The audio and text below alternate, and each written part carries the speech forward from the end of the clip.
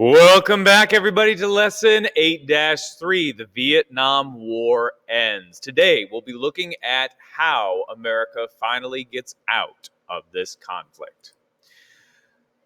Now, the growing anti-war movement is a big part of it. With the escalation of the Vietnam War, opposition to the war also increases. The more troops we send over, the more protesters we have on our own streets. Now, many believed that the United States should simply not get involved in foreign affairs, that we should go back to the isolationism that we had after World War I.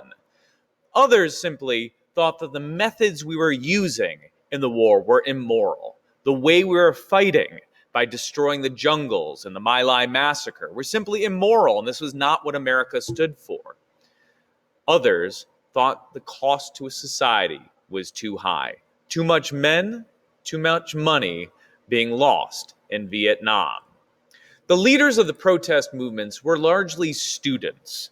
Students were standing up and organizing and protesting the fighting of the Vietnam War. Many young Americans protested the draft. The draft is where you have forced military service. Americans had to have draft cards with a number on it, and if that number was called, you would have to report for the draft.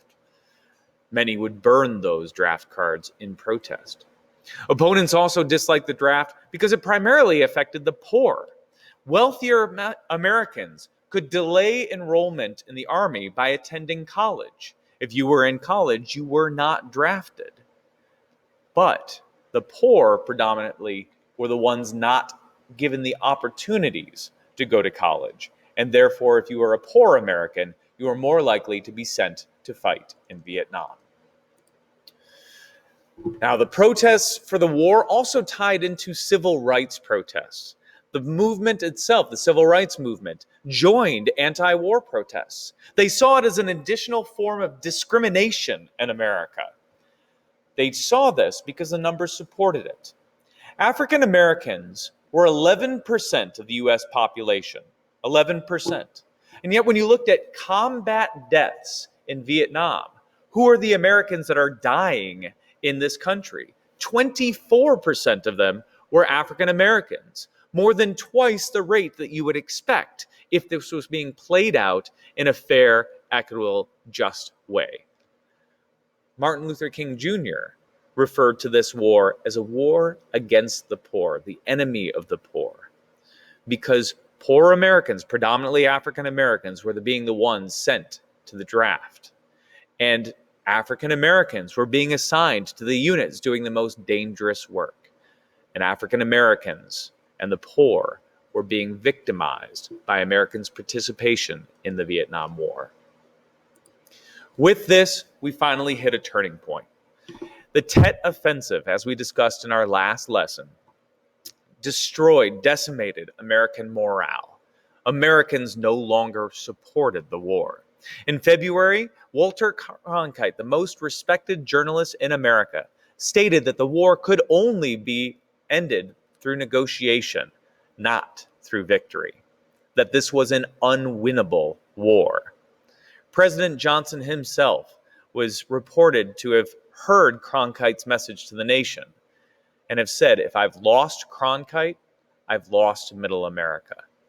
That we, America, will have lost the war. Johnson decides not to run for re-election, that he's not even going to attempt. And Democrats are now so tightly tied into the Vietnam War through the presidencies of Kennedy and Johnson that their nominee, Hubert Humphrey, has little chance of success.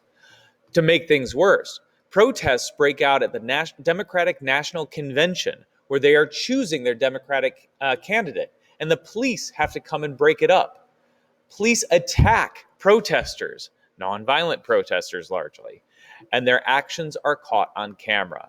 So the Democratic Party, which is tied in to using excessive violence in Vietnam, is now seen as using excessive violence against protesters in America itself.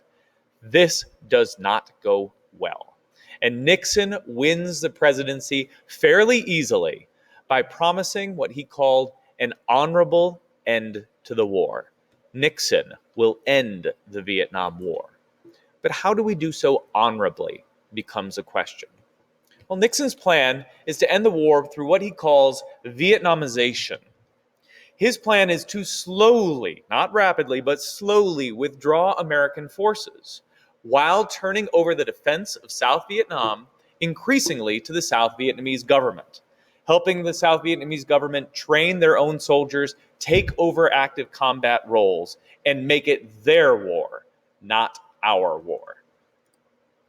However, while Nixon is doing this, and while Nixon is reducing troops in Vietnam, he's also secretly expanding the war in other ways. If American troops withdraw, it would help to have a weaker Viet Cong and a weaker North Vietnamese army. And so Nixon begins to bomb the Ho Chi Minh Trail, bombing campaigns throughout Cambodia in particular, and also through Laos, to stop supplies from arriving to help the Viet Cong. This image shows those bombs. Every dot of red is a site in Cambodia and Laos, two neutral nations who were not participating in this war at all, that were bombed by the United States from 1965 to 1973. That is 113,716 separate bombing locations throughout this war in non-combatant nations. Our war is winding down and yet expanding in some other ways as well. Now, as Nixon had promised to continue withdrawing troops and had done so, this helps to contribute to his re-election victory in 1972. Nixon's first term as president was seen as largely successful. Nixon is very popular. We're not out of Vietnam yet, but we're getting there by 1972. And by 1973, the U.S. does complete its withdrawal after the North makes a promise that they will not invade. The North won't attack the South. 2 years later, North Vietnam breaks this promise. They invade and they reunite the country, something that they had hoped to do going all the way back into the 1950s. Saigon, the former capital of South Vietnam, gets renamed Ho Chi Minh City in honor of the communist leader. To skip back to the top of our lesson, I want to show you this image. This image is the last helicopter out of Vietnam, the last withdrawal of U.S. troops. And as you see, many people knew exactly what was coming, that this would not bode well for the South, and wanted to get on that helicopter. There's a saying that you don't want to miss the last helicopter out of Saigon. This is that helicopter. And that means this was your last chance to get out of a really dangerous situation, and you didn't get out. Things don't end well for these people. So the legacy of the war. The war caused tremendous amount of destruction throughout Vietnam.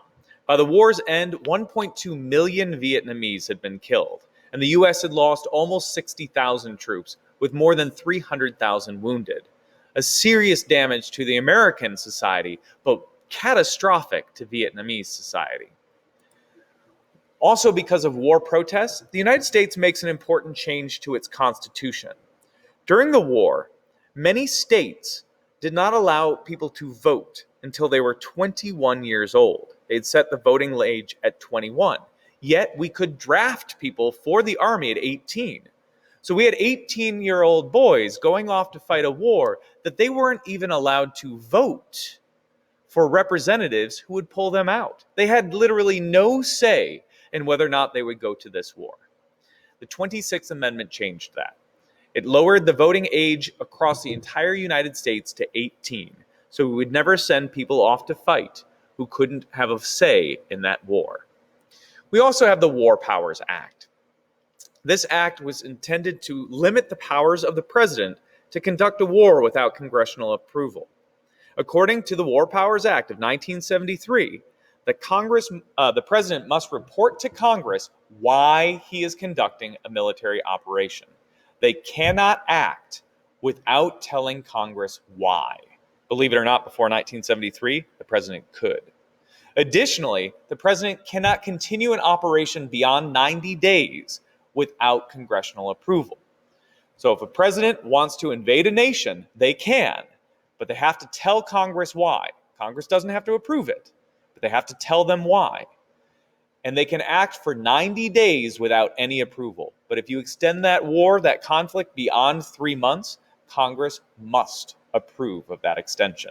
And that has been the law of the United States since 1973, largely because of our actions in Vietnam.